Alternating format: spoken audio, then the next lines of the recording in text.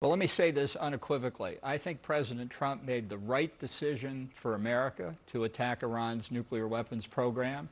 And I think we're on the verge of potentially seeing regime change in Iran as part of that. I think this is a huge change in the Middle East. It was a decisive action. It was the right thing to do. I thought somebody should do it for a long time, but better late than never. Why do you think it is that President Trump did this now? Obviously, the Prime Minister of Israel, Benjamin Netanyahu, has been pushing to do this for years, including when Trump was president the first time. Right. Well, I think because of the launching of Iran's war against Israel on October the 7th in 2023, it was going to come down to this at some point anyway. This is Iran's effort to go after the little Satan, and the next target was the big Satan.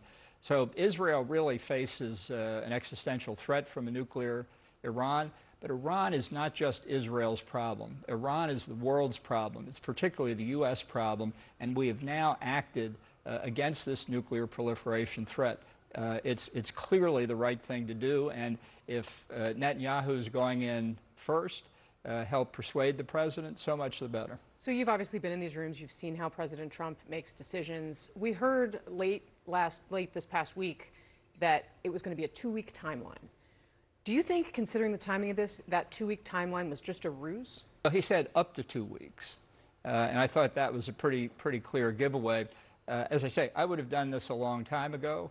We'll see what happens now. This is only day one, and I think how Iran responds to this, if they're foolish enough to attack American positions, American personnel in the Middle East or anywhere around the world, what happened overnight would just seem like the beginning. So speaking of retaliation, I mean, how do you expect Iran to retaliate? What are, in your view, their list of options, and what is the most likely thing to happen next? Well, they've got a large range of options, but the most important thing is what happens inside Iranian decision-making. So far in this war, since October the 7th, they've only had one military adversary, and that was Israel. And in fact, when Iran launched the first ballistic missile attack in human history against Israel, the Biden administration restrained Israel's response.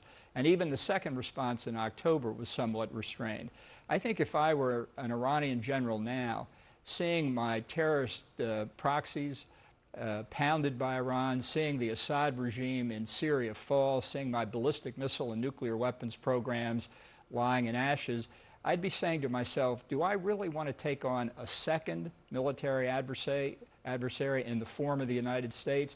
They need to think about it long and hard, because if they do, whether they try to close the Strait of Hormuz, whether they attack American military deployments or American civilian personnel, whether they attack oil infrastructure among the Gulf Arabs, whether they carry out terrorist attacks around the world, at that point, neither Donald Trump nor any other American president has any option but brutal force against the Iranian regime. Well, to that point, I mean, what is the risk that the U.S. gets drawn into a wider, deeper conflict that potentially involves boots on the ground?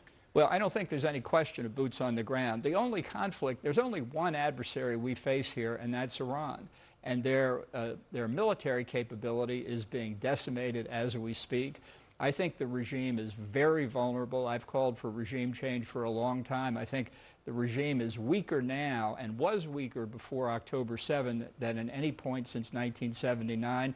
And every day that goes by, every military commander who's killed, every piece of ordnance that's destroyed leaves that regime weaker. The populace of Iran has seen this regime as in it for themselves for a lot of reasons: the corruption, the self-enrichment of the Ayatollahs and the top generals, the economic misery across the country, the discontent of the youth. Population under 30 is over 60% of the total population. They know they can have a different kind of life.